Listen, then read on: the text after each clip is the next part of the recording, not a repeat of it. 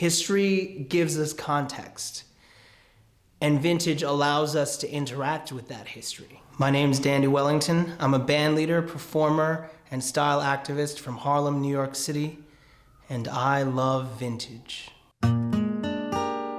In the vintage community, we use the hashtag vintage style, not vintage values, as a mantra to learn but not repeat the bigotry of the past as we interact with history in the present. People who love old things are diverse and a product of every story imaginable. We span the globe, transcending the boundaries of age, language, culture, and race. Vintage is my passion, not just because of the designs and the cuts of garments, but because of the history that is sewn into every seam of every piece. Looking at a vintage garment, especially an American-made one, I know that every box pleat and bellows pocket is bound by the sound of the blues. Every antique hat, suit, and sole of a shoe beats with the sound of my ancestors as they pounded fields and city pavements to progress further than their forebears did, though they never forgot where they came from. It connects me to the stories, style, and legacy of my ancestors, who in the face of 400 years of enslavement created an artistic and social language that defined America. Black people, through faith and boundless vision, rebranded beauty, codified rhythm, and gave resounding voice to their humanity. In the face of systemic racism, they created and recreated popular culture again and again and again and again and again. Vintage gives me a portal to the people history never writes about, but who lived it all the same. One such custodian of history and humanity, vintage Black glamour author, Nichelle Gainer. Hi, my name is Nichelle Gainer. I'm the author of Vintage Black Glamour and Vintage Black Glamour Gentlemen's Quarters, coffee table books that celebrate some of the most glamorous and groundbreaking Black entertainers of the 20th century. I created Vintage Black Glamour to put those pioneers, some famous and many long forgotten, back into the spotlight. Many of the artists that I feature faced racism, surprise, but that meant that they usually weren't included in documentaries and books, sometimes included as a footnote. My specialty is contextualizing rare photos and videos that usually haven't been seen for decades. I was flipping through vintage issues of Black magazines and newspapers like the Chicago Defender and Jet, and I came across a picture of a stylist doing the hair of a beautiful woman in a sleeveless shift and pearls. And the picture caught my eye immediately because, for one, the woman that I was researching that day was in the photo. The hairstylist, her name was Rose Morgan, and she owned one of the first full-service beauty salons for Black women in America for several decades here in Harlem. The salon included a dressmaking department, a wig salon, and a charm school. She was also a really popular celebrity hairstylist, and her clients included Ethel Waters and Lena Horne. But that day, it was her client who got my attention because her client happened to be my aunt, Margaret Tynes. Margaret Tynes had a 50-year career in opera and performed throughout Europe for most of her career. She sang on The Ed Sullivan Show. She worked with Luchino Visconti in the Spoleto Festival of the Two Worlds in Italy around 1960. And she also sang and recorded with Duke Ellington, including his 1957 television special, which eventually became an album called A Drum is a Woman. Recently, I shared a photo of the actress Fredi Washington. She's best known for her portrayal of a biracial woman who decides to pass for white rather than live under legalized racism, also known as Jim Crow, in the original 1934 film version of Imitation of Life. In the photo, Fredi's wearing an anti-lynching armband. The photo was taken in the 1930s, and the image is powerful enough. I used that photo and other lesser-known photos of her to highlight her life and work beyond the single role that most people know her for. As for more famous stars, if people know anything about Josephine Baker, they certainly know about her banana skirt. And the same with Eartha Kitt. They know Catwoman. They know Lady Eloise from Boomerang. But there's so much more to these legends. I love standard glamour shots, but I also love rare photos.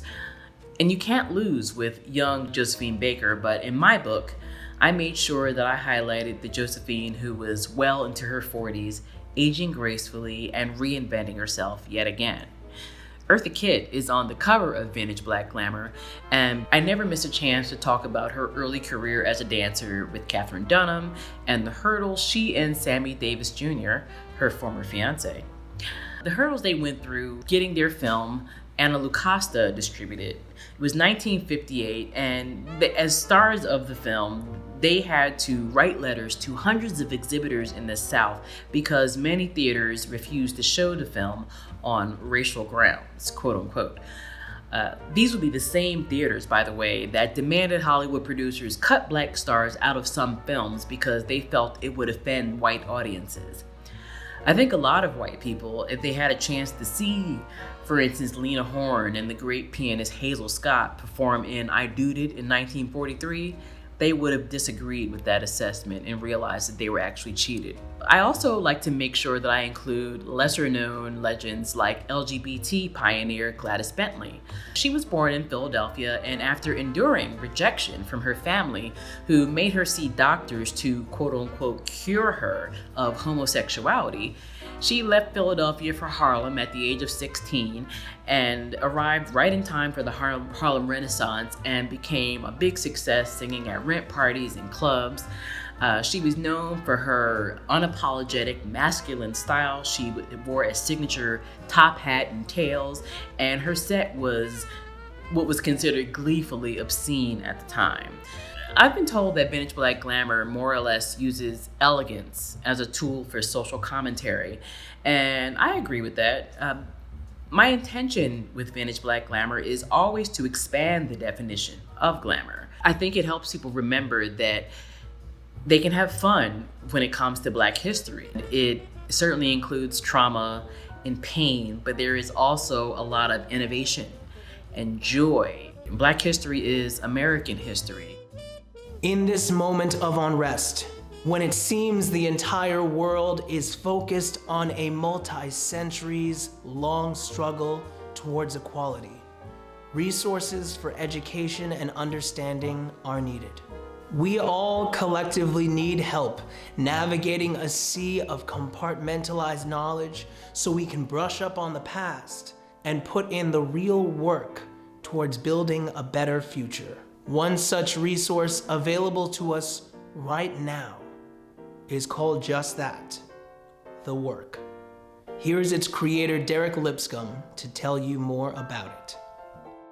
My name is Derek Lipscomb, and today I'm going to be talking to you guys about TheWork.Education. It is a racial literacy resource, and hopefully it will prove useful, especially during times like this, amid the protests surrounding George Floyd's murder, but then also just given the racial landscape of America today, it might be great if everybody could get a chance to kind of learn about one another and kind of bring the community together. I am an educator over on the Upper East Side here in New York City. I thought it would be useful to create a website for anybody, wherever they are in terms of their path of understanding in racial education, to be able to talk about these things, learn about your own biases, what some of the stereotypes are, what some of the systemic issues here in America are, and how to hopefully get a chance to dismantle them. I've been studying this now for about 10 years, and I just wanted to be able to share my research with you all. On the website, you will find a myriad of different resources, whether they be for parents, for educators, for anybody in the workspaces, for anybody that's wanting to talk to their family, for somebody that might be super religious and wondering how race kind of intersects with religion. These are all different topics that I've gotten a chance to cover on the website, and I hope that you guys will get a chance to take a look at it. I think it's important that anybody can take ownership of their own path, can move from passion to action. The work. In this moment, that's exactly what's needed. For people and governments around the world to end the scourge of systemic racism that has crafted the societies in which we live. And though that kind of systemic change is daunting, it begins in our communities. Throughout history, there were those who were able to look beyond color and see humanity, to forge friendships, alliances, even families. Whether it was a matter of performance or protest, the meeting of different communities, different cultures, different Americas would be a catalyst for crucial questions about how we in this nation exist together. I think that if we can sing together, if we can play together, if we can fight together, if we can dance together, why can't we live together equally?